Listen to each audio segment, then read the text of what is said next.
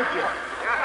But I want you to know tonight that we as a people will get to the promised land. Human progress is neither automatic nor inevitable. Welcome to WatchMojo.com, and today we'll be learning more about the history of the American Civil Rights Movement. The end of the American Civil War in 1865 effectively meant the end of slavery, but African Americans were in for a long struggle before they were finally awarded equal rights. As of 1870, all eligible male citizens were able to vote. However, blacks were discouraged to by violence and eventually legal stipulations.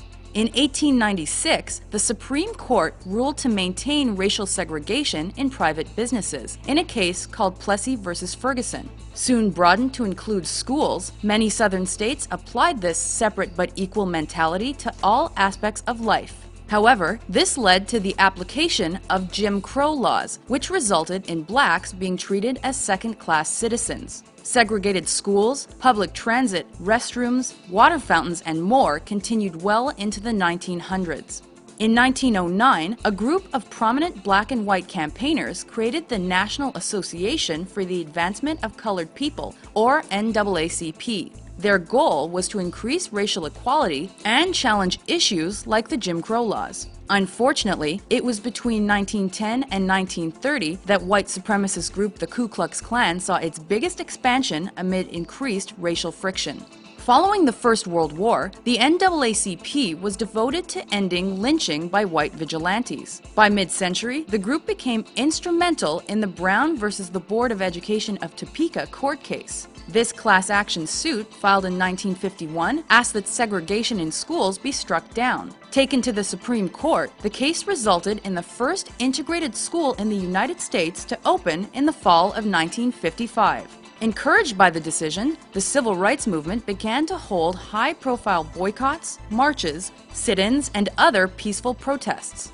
These included 1955's Montgomery bus boycott in support of Rosa Parks.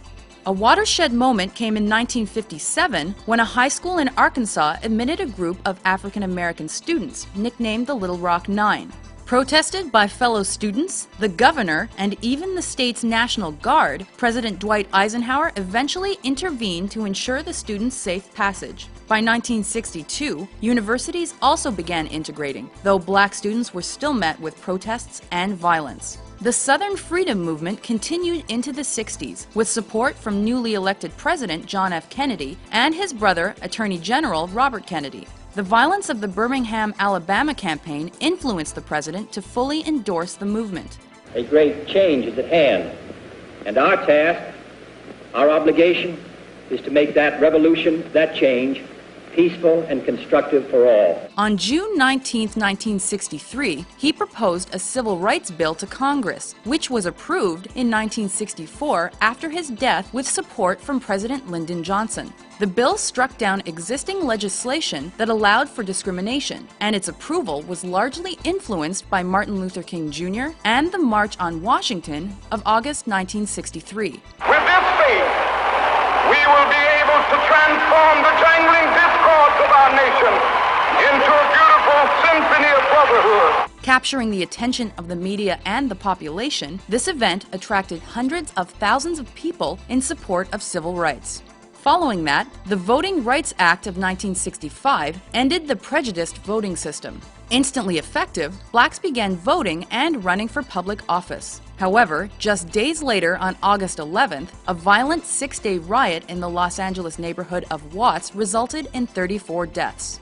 This was indicative of a period of racially motivated violence that occurred in the mid to late 1960s. This era also saw the rise of Black Power, led in large part by Stokely Carmichael, in opposition to extremists like the Ku Klux Klan.